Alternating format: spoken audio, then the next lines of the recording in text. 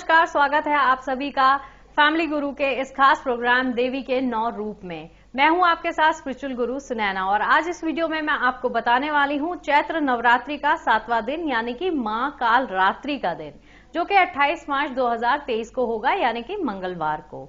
नवरात्रि के 7वें दिन मां दुर्गा के 7वें स्वरूप काल रात्रि की पूजा का विधान है।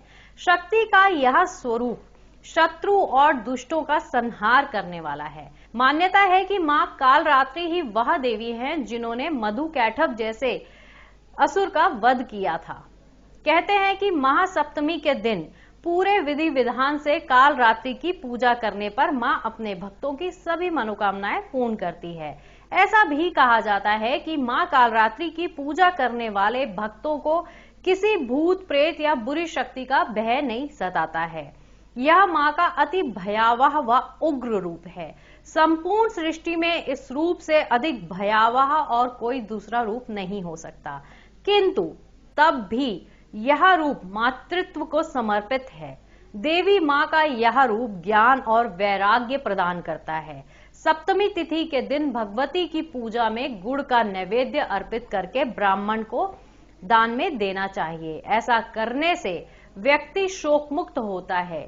देवी को नीला रंग पसंद है। देवी काल रात्रि शनि ग्रह को नियंत्रित करती हैं।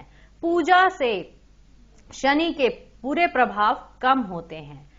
हमारे हिंदू सनातन धर्म में बताया गया है कि कलयुग में सबसे ज्यादा जागृत देवी मां काली है। मां कालिका की पूजा बंगाल एवं असम में बहुत ही भव्यता और धूमधाम के साथ मनाई जाती है। माता काली के दरबार में जब कोई उनका भक्त एक बार चला जाता है तो हमेशा के लिए वहां उसका नाम एवं पता दर्ज हो जाता है। माता के दरबार में यदि दान मिलता है तो दंड भी प्राप्त होता है। देवी काल रात्रि का स्वरूप अत्यंत भयंकर है। देवी काल रात्रि का यह भय उत्पन्न करने वाला स्वरूप केवल पापियों का नाश करने के लिए है। मां काल रात्रि अपने भक्तों को सदैव शुभ फल प्रदान करने वाली हैं। इस कारण इन्हें शुभंकरी भी कहा जाता है। देवी काल रात्रि का रंग काजल के समान काले रंग का है, जो अमावस की रात्रि से भी अधिक काला है। इनका वर्ण अंधकार की भांति कालिमा लिए हुए है। देवी काल रात्रि का रंग काला होने पर भी कांतिमय और अद्भुत दिखाई देता है। भक्तों के लिए अत्यंत शुभ है। मां काली का ये रूप शास्त्रों में देवी काल रात्रि को त्रिनेत्री कहा गया है।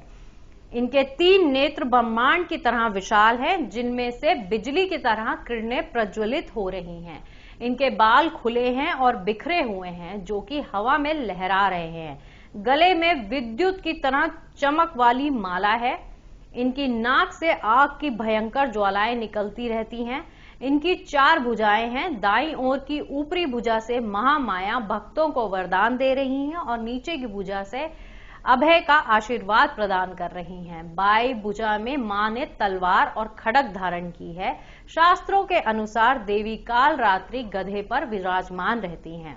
मां काल रात्रि का पसंदीदा भोजन नवरात्रि का 7वां दिन मां काल रात्रि को समर्पित है। काल रात्रि मां को गुड़ बहुत पसंद है, इसलिए महासप्तमी के दिन उन्हें इसका भोग लगाना शुभ माना जाता है।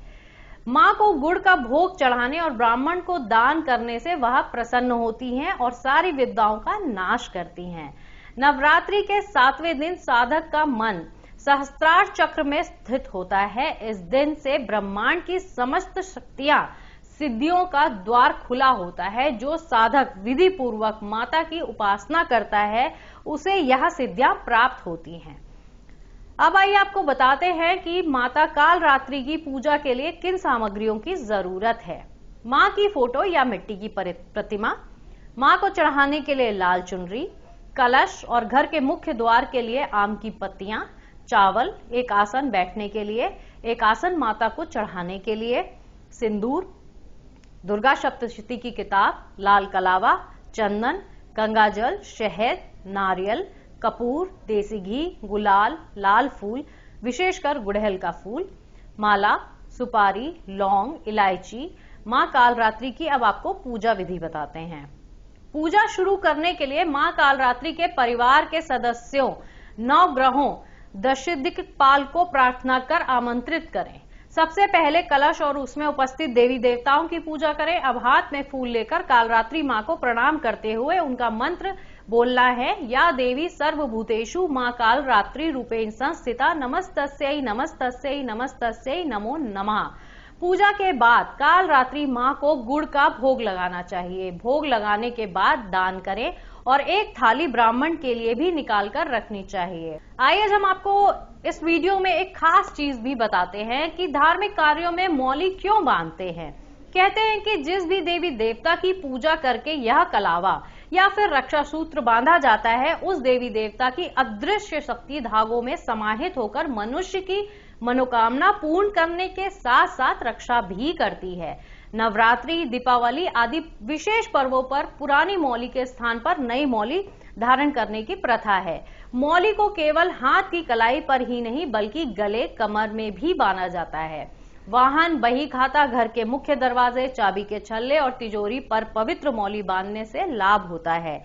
इससे बनी सजावट की वस्तुएं घर में रखने से नई खुशियां आती हैं। जिन घरों में भूत प्रेत अथवा किसी भी प्रकार की ऊपरी बाधा हो, वहां मौली में सुपारी, लौंग, इलायची अभिमंत्रित कर शुभ मुहूर्त में बांधी जाती है ताकि कोई भी नकारात्मक ऊर्जा वहां से कोसों दूर हो जाए। कलावे को मंत्र पढ़कर कलाई में बांधने से यह सूत्र त्रिदेवों और त्रिशक्तियों को समर्पित होकर धारण करने वाली प्राणी को हर प्रकार से रक्षा करता है।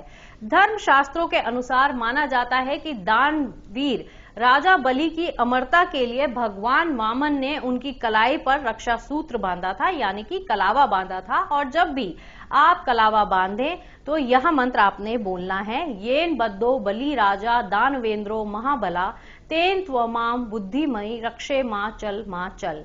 शास्त्रों के अनुसार मौली बांधने से त्रिदेवता यानी कि ब्रह्मा, विष्णु, महेश, ये तीनों और देवियां लक्ष्मी, पार्वती और सरस्वती की कृपा आप पर बरसती रहती है और आप हमेशा सुरक्षित रहते हैं। इसीलिए रक्षा सूत्र बांधा जाता है ताकि आप सुरक्षित रहें। आज के हमारे इस वीडियो में बस इतना ही। मुझे दीजिए इजाजत। कल फिर से मैं होंगी हाजिर एक नई वीडियो के साथ। देवी के 9 रूपों में से एक और रूप के बारे में हम चर्चा करेंगे। तब तक के लिए नमस्कार, खुश रहिए, स्वस्थ रहिए।